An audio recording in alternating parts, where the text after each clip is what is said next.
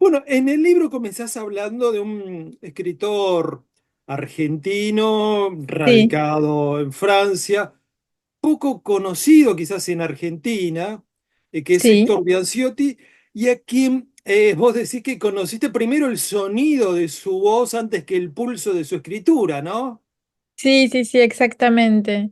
¿Y Era cuál era? un, perdón, sí, te corté, sí. No, no, no, sencillamente, ¿cuál era esa imagen primera que tuviste de Bianciotti? A ver, era acá en Francia un autor muy conocido y súper mediático, que ocupaba el espacio mediático cuando yo era adolescente, y entonces por eso era como la imagen del escritor, además argentino, pero bueno, argentino escribiendo en francés. Pero lo que fue sorprendente para mí, esa anécdota, es todo el tema de la escritura y del cuerpo, ¿no? Que está presente en las orillas del Mar Dulce, porque Bianchotti, cuando yo llegué con mi primer libro que se publicó acá, bueno, que La Casa de los Conejos, que se publicó acá en Gallimard, Bianchotti ya estaba en esa situación extraña, ¿no? De estar presente. Él trabajaba en Gallimard, en la editorial que publicó mi primer libro, y al mismo tiempo era como si no estuviese ahí. Y era algo muy extraño porque su cuerpo, de cierto modo, le decía que tenía que ir a Gallimard, le decía que algo que tenía que ver con la escritura, y él en realidad copiaba sus textos de antes.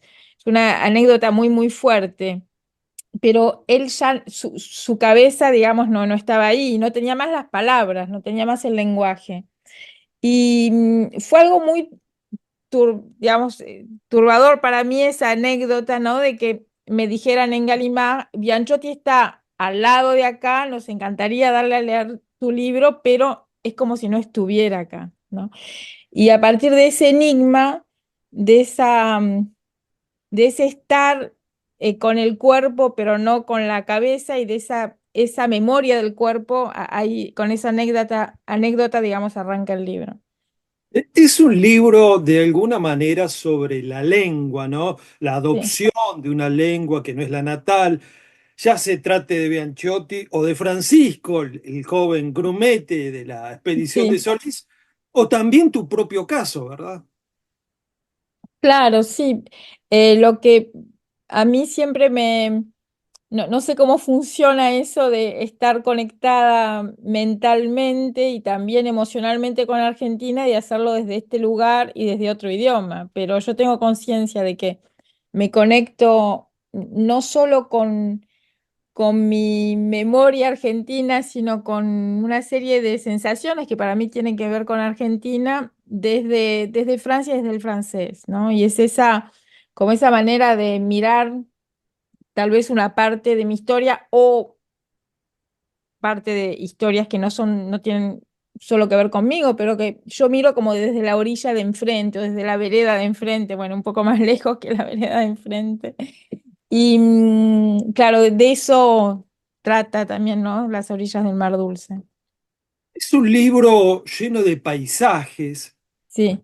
Por eso te voy a pedir que nombres un paisaje de Francia y otro de Argentina que sientas profundamente tuyos. Bueno, el paisaje de Francia que aparece en el libro y que para mí tiene mucho que ver con el camino de la memoria que, digamos, que emprendí en este libro, es el paisaje bretón, ¿no? De la ría de la Venne. Aparece una foto ahí que para mí tiene un significado muy fuerte de esa ría, lo que se llama, bueno, ría como una especie de lugar en que se mezclan, ¿no? El agua, el agua dulce y el agua del mar. Y es un paisaje muy particular. Es como una forma así de Río de la Plata, pero tan, tan concentrado y tan diminuto, que es como una miniatura que tiene que ver con el paisaje de la infancia, pero como en una concentración muy especial. Em, y por eso, digamos, está muy presente en las orillas del Mar Dulce. Y bueno, también otros paisajes, pero particularmente ese. Y de Argentina, bueno, hay muchos otros. Por supuesto, en el lugar en que es más amplio, ¿no? Ese río que parece mar, pero que no deja de ser río, y que a mí me fascina por esas dimensiones que son dimensiones que no se dan en Europa, ¿no? En Argentina está esa sensación de vértigo casi, ¿no? De ese paisaje descomunal y fascinante, que está, bueno, muy presente y que tiene que ver también con una forma de vértigo de la memoria, ¿no? En las orillas del Mar Dulce. Pero también hay otros, por supuesto la llanura, también los Andes que están presentes. Ya que estamos hablando de paisajes, ¿en qué barrio de París vivís? Yo vivo bueno, relativamente centro, entre Bastilla y République, o sea, dentro mismo de París, cerca del Museo Picasso, por ahí. ¿Y qué particularidad tiene ese lugar que te lo hace tan atractivo?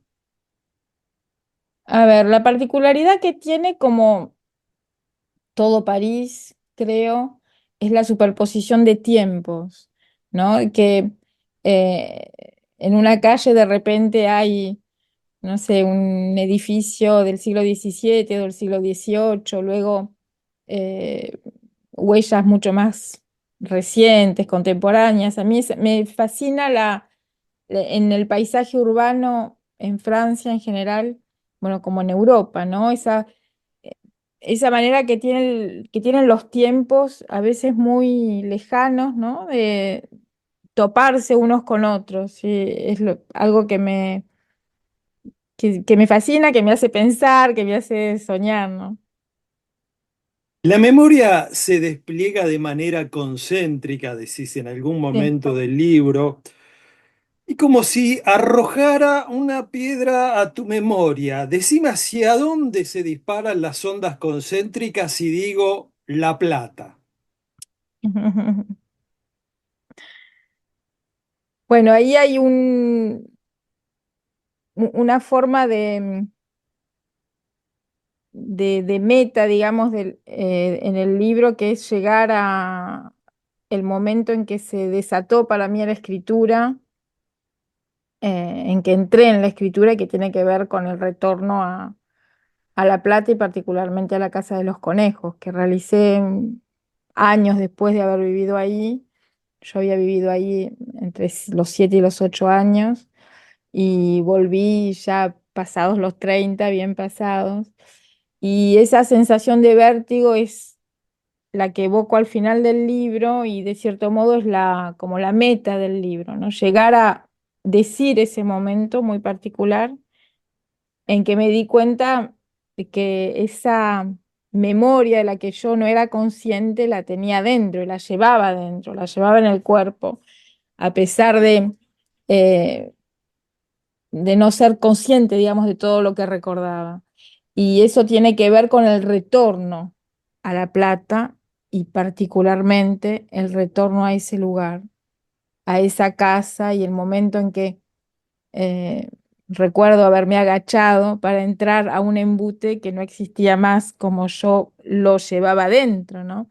Y como la meta del libro es tratar de decir ese momento tan difícil de expresar, pero que sentí de manera tan fuerte, que de cierto modo trato de desenmarañar desde hace años, ¿no? Y tiene Bueno, que ver, Laura, por supuesto, con La Plata, absolutamente. lo mencionaste recién, justo la Casa de los Conejos, y es un lugar que revisitás en el libro, pero yo te quiero preguntar, ¿cuándo descubriste que era una pieza necesaria en este rompecabezas que armaste en el último libro? Bueno, en realidad lo que intento hacer en ese libro es expresar la necesidad de la escritura, y precisamente la necesidad de la escritura de ese lugar, cómo surgió, y más que nada no es algo que haya decidido, sino que afloró en mí de manera muy particular, de manera realmente sensorial, eh, en relación, como dije, con la experiencia del retorno efectivo, del retorno físico. Yo no quise evocar algo por razones, no sé, intelectuales, sino que realmente sentí aflorar en mí esa memoria. Y es una experiencia muy particular. Y lo que intenté en ese libro es tratar de hacer sentir o dar a leer al lector esa necesidad que sentí en cierto momento y que sentí precisamente en La Plata en el 2003, octubre del 2003, recuerdo cuando volví por primera vez a esa casa, o sea, hace años ya. Pero fue algo muy particular porque yo estaba en un tiempo que de cierto modo no existía y en un lugar que de cierto modo no existía, porque me di cuenta, los otros ayudaron a darme cuenta de que yo me estaba moviendo en una casa que no existía más, como si estuviesen las paredes de antes y el espacio de antes. O sea que era muy particular eso de sentir que ese espacio fantasmal, ese espacio que ya no estaba, finalmente yo lo llevaba inscripto en mi cuerpo y la, mm, esa sensación tan particular fue el desencadenante, digamos, para mí de la escritura que hice en francés después de haber vuelto en París, pero tratando de hacer algo con esa experiencia, que es una experiencia no solo personal, sino absolutamente platense. Y contanos, ¿cómo fue tu relación con Chicha Mariani? Bueno, fue digamos, en el momento del retorno ese, yo estaba con ella me acompañó. Yo pensaba que no era capaz de volver a esa casa si no era con ella. Yo le había escrito, eh, eso está contado un poco en Las orillas del Mar Dulce. Había logrado encontrar sus datos, bueno, su dirección electrónica gracias a un amigo que conocía indirectamente a Chicha Mariani y le había enviado simplemente un mail. No sé quién se lo leyó, de hecho, porque ella ya estaba muy mal de la vista, era casi ciega ya en ese momento. Pero bueno, tenía una serie de personas cerca de ella. Me contestó inmediatamente, con mucha emoción, claro, se acordaba de mí. Y fue muy especial recibir ese mensaje, ya habían pasado años y años. Yo no vivía en relación estrecha con Argentina, pero de repente se me vino el pasado encima de manera muy fuerte y recuerdo que en ese mail había una frase de Chicha Mariani que era: yo creía que vos y tu mamá estaban muertas. Y es muy raro leer eso, leer una frase así, ¿no? Y para mí fue claro tomar conciencia de que sí, podríamos haber muerto. Y de esa toma de conciencia también, ¿no? Surgió la necesidad de ese viaje que hice en el 2003 con mi hija y bueno, y a partir de ahí todo lo que cuento, y esa sensación tan particular del retorno. Pero fueron años, años, años después de que me hubiese ido a ese lugar y, ¿no? Ya viviendo en otro lugar, en otro tiempo, pero de repente el pasado se me vino encima de manera muy particular y tuve esa sensación de que lo que pensaba lejos finalmente estaba muy cerca y que esas sensaciones particulares de la vida en ese lugar las tenía inscritas en mí, a pesar de que no era consciente de ello. Una de las características más admirables del libro es la circularidad que le diste, porque Bianchiotti, que parecía haberse quedado las primeras páginas, se funde luego en una misma corriente del relato con tu regreso a la casa de los conejos, ¿no? Y las dos historias de alguna manera se retroalimentan. Claro, porque está esa anécdota con la que arranca el libro también y que vuelvo a encontrar al final, que es que uno de los primeros recuerdos de infancia de Héctor Bianchotti, que contó en uno de sus libros, Ce que la nuit raconte au jour, no, no sé cómo se tradujo en castellano, seguro que está traducido al castellano. Em, Él cuenta un recuerdo infantil en que no tenía las palabras para nombrar lo que veía, que era una escena marítima. Él vivía en La Pampa de niño y nunca había visto el mar. Se encuentra el niño delante de un cuadro en un, eh, con un médico que tiene que sacarle un anillo y entonces es una situación un poco angustiante, entonces tratan digamos, de que se distraiga el chico y lo ponen a mirar un cuadro y él no identifica, y dice, no tiene, conocí por primera vez la sensación de estar encerrado en mí mismo sin tener las palabras para expresar nada, ¿no? Y sin descifrar lo que veía. Y lo que a mí me fascina bastante, en verdad, es pensar que esa sensación, que es el primer recuerdo de Bianchotti, finalmente tiene que ver con su experiencia al final de su vida, cuando ya no tenía las palabras y también estaba encerrado en sí mismo ya de viejo, ¿no? Y esa idea de que el primer recuerdo termina por ser tal vez el último, ¿no?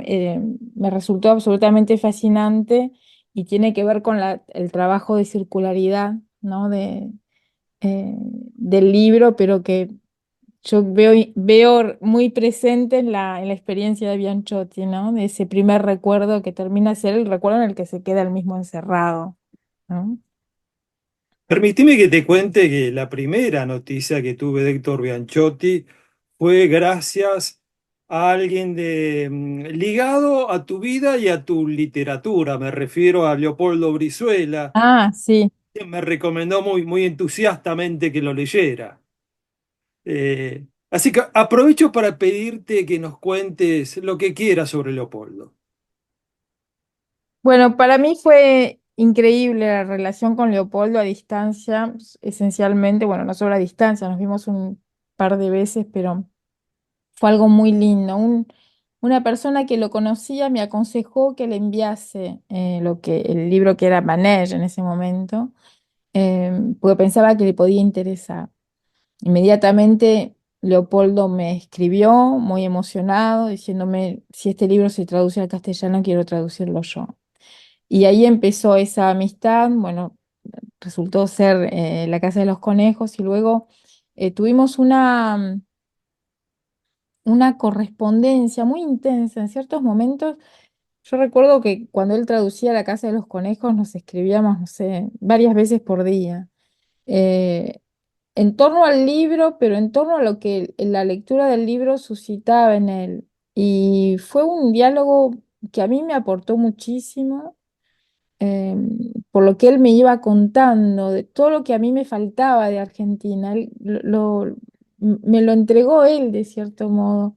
Toda la historia que yo no había presenciado, todos los debates, los momentos que, claro, al estar yo en París, no, me faltaba algo de Argentina que me lo aportó él. Fue muy bello, muy lindo realmente. Y luego él tradujo Los pasajeros de la Nacé, tradujo también El azul de las abejas. Luego ya estaba bastante enfermo y ya La danza de la araña no pudo traducirlo. Y bueno, la última vez que yo lo vi, él estaba muy delgado. Recuerdo que habíamos comido, yo no sé si era en Berisso o en Ensenada, algo así. Habíamos ido a una presentación, estábamos juntos y habíamos cenado después de la presentación, de la charla. Yo creo que era en Ensenada y él estaba ya muy, muy delgado. Me impactó, es la última imagen que tengo de él. Eh, Realmente para mí él fue de una generosidad increíble, increíble.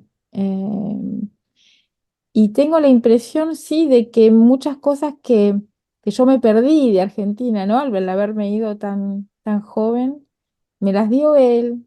Él me iba indicando, me iba aconsejando lecturas, me iba como, yo pude como tener algo de la vida también literaria argentina que no conocía bien gracias a Leopoldo. Fue como no sé, mi amigo, mi guía, mi profesor, todo eso al mismo tiempo. Fue muy linda esa relación. Nombraste los pasajeros de la NACE y bueno, el Mm. Leopoldo. Y recuerdo la presentación, ojalá no la hayas olvidado, al menos yo tengo es un recuerdo entrañable para mí, la presentación que hicimos enfrente a la Plaza Moreno, y Sí, si no me equivoco estaba Jorge Consiglio. sí, claro que sí, Muy bella exacto. presentación. Sí, sí. Sí. Eh, Fue, a ver, ¿qué era? Un museo, puede ser? ¿La Casa Dardo Rocha o algo así por ahí? no, no era una obra social, no importa. Era Ah, sí, un lugar muy lindo, sí, sí, con un ventanal que daba a la Plaza Moreno, y exacto. recuerdo ese panel de lujo, ¿no? Ujú. Eh, Laura, decís en el libro que no sabés cuál es tu primer recuerdo, pero sí tus recuerdos primeros. No te voy a preguntar por tus primeras lecturas, pero sí por tus lecturas primeras. Quiero decir, las que te fundaron como lectora. Sí. Bueno, son muchas. Es difícil dar un título, podría dar muchos. Em, a ver, creo que, bueno, primero vienen los autores rusos, tal vez, Tolstoy y Ana Karenina, bueno, es como el libro, el primero que me viene en mente, pero argentinos hay también, franceses también, por supuesto, alemanes. Creo que en este momento estoy volviendo a leer Crimen y Castigo. Yo estoy en un periodo un poco ruso. Y sí, son libros para mí fundamentales. La manera que tienen, que tuvieron estos autores, particularmente pienso Dostoyevsky y Tolstoy, de encontrar un punto de vista muy problemático, no nunca instalarse en certezas, ¿no? No son nada didácticos y eso me fascina ese punto de inseguridad, de inquietud, sobre todo en Dostoyevsky, que es tan fascinante. Pero, pero bueno, después hay libros, por supuesto, fundamentales, más cercanos. Pienso en Rayuela de Cortázar, que es probablemente, bueno, una de las lecturas que más me fascinó de literatura argentina. Inagotable, de hecho, por su propia construcción, pero realmente un gran libro. Eh, Después tantos, a mí me gusta también mucho la concisión, me gusta el cuento corto, el cuento breve. Hay el cautivo de Borges que está evocado eh, en Las orillas del Mar Dulce, es un texto que me fascina absolutamente, de una concentración absolutamente vertiginosa de sentidos y de significado, digamos, sumamente profundo. Em, y luego, bueno, en literatura francesa hay muchos autores para mí fundamentales. Hay uno que creo que es tal vez uno de los autores que me conmueve más, que se llama Gérard de Nerval, tal vez no sea muy conocido, pero es el autor de Las hijas del fuego, Les filles du feu, y, y de Las quimeras, que son unos poemas absolutamente fascinantes, eh, y que tiene una reflexión muy fuerte, muy potente sobre el tema del tiempo y la circularidad del tiempo. De hecho, se sabe que Proust, en su gran obra, en realidad nace de una lectura de Sylvie de Nerval. Bueno, nace, digamos, que tiene que ver, por supuesto, la obra de Proust. Es enorme y importante, esencial, ¿no? Pero él tenía una fascinación por Nerval que tiene esa particularidad de pensar el tiempo de manera circular y no lineal.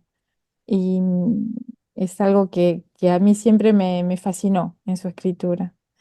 Eh, Después hay tantos otros, ¿no? Podría citar muchos. A mí me gusta mucho también la literatura japonesa, Kawabata, que cito en las orillas del Mar Dulce, lo cito porque para mí es un autor que, digamos, tuvo una importancia muy grande para mí, ¿no? Eh, Particularmente su libro País de Nieve, que es bellísimo, muy poético. Luego hay escritores más cercanos, por supuesto. Bueno, podría nombrar mucho. Los escritores argentinos más conocidos, más leídos en Francia. Bueno, actualmente hay realmente un gran interés por los escritores argentinos, pero por supuesto los clásicos son como, de hecho considerados algunos, pienso pues, sobre todo en Borges, como uno de los grandes escritores de todos los tiempos, ¿no? Se lee mucho, fascina mucho, creo, no solo en Argentina, sino en Francia muchísimo, la obra de Borges por eso de una digamos, algo que parece inagotable, ¿no? Se puede leer y volver a leer y volver a leer y siempre hay como otra capa de significados, y algo que va mucho más allá ¿no? De lo de la superficie del texto. Eh, un ejemplo excepcional es El cautivo, ¿no?